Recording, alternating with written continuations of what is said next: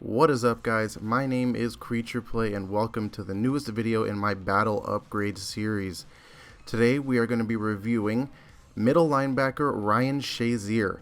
What if you only user him? What if he is AI controlled? Is he worth the upgrade? Team of the Week Shazier is a 94 overall and the road to the playoff Shazier is an 89 overall.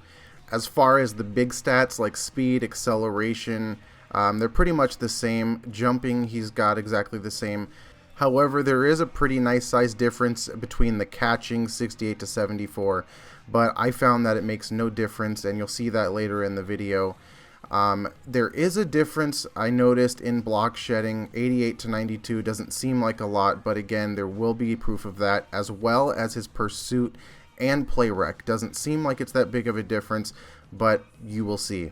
Today is Sunday, March 20th. As always, prices will fluctuate.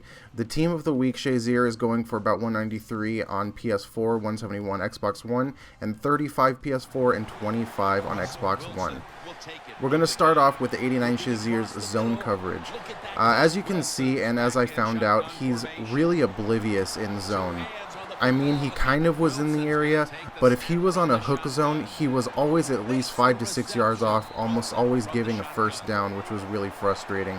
You can see right there, that was like 10 to 15 yards of separation.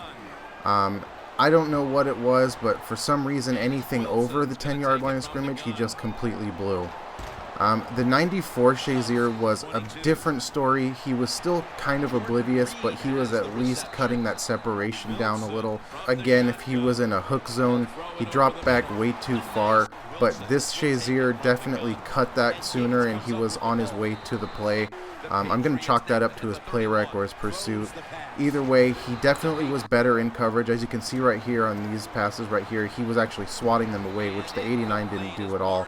So I would say that the 94 definitely was an upgrade in the zone coverage area, and it was definitely noticeable.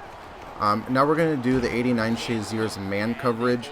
It seemed that the sweet spot for both of them actually was 10-15 yards and under.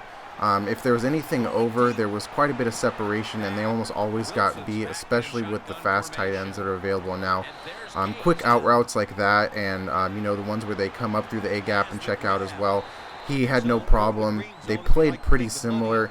You can see right there, at most, there's about maybe 3 yards of separation. And that's with a pretty fast halfback as well. I think that was McCoy he was using. This is the 94. You can see right there, he still got beat on a deep route. 10 yards right there, he was pretty close. I'd say he was actually noticeably closer than the 89, but it wasn't like this huge substantial difference that I would say absolutely warrants that upgrade, especially with that huge price difference. For the most part, short man, they were great, and equal for that matter. Now we're going to get into the 89 Shazier's block shedding. It was kind of poor, to be honest. I mean, he did technically end up getting off of the blocks, but by the time he got off, somebody else had already made the tackle or attempted to make the tackle. Thanks, Dion.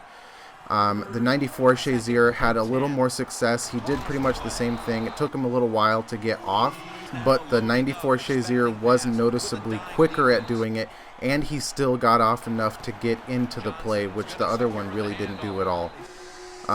Pass blitzing with the 89, I don't know what his deal is, but he could never actually go through the gaps, and that's if he didn't get touched beforehand.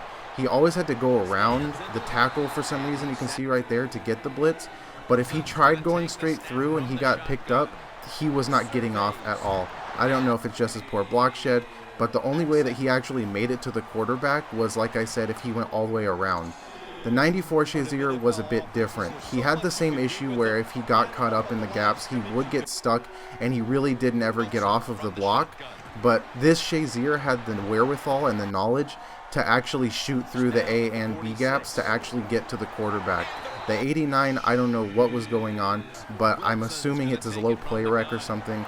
He didn't get to the quarterback through the gaps at all. He had to do that weird loop thing.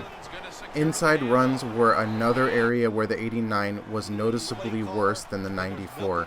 He got picked up almost every single time, and he made almost no effort to try to go around the defenders or through different gaps, whereas the 94 had no issues. He stands there and he actually sees what's going on before he makes his move, so he's in the tackle probably I'd say about 90% of the time, where the 89 didn't really do it at all. So the 94 was noticeably better, and I'd say worth that upgrade. Usering I didn't really include a lot of, because I'll just cut it short. They played exactly the same.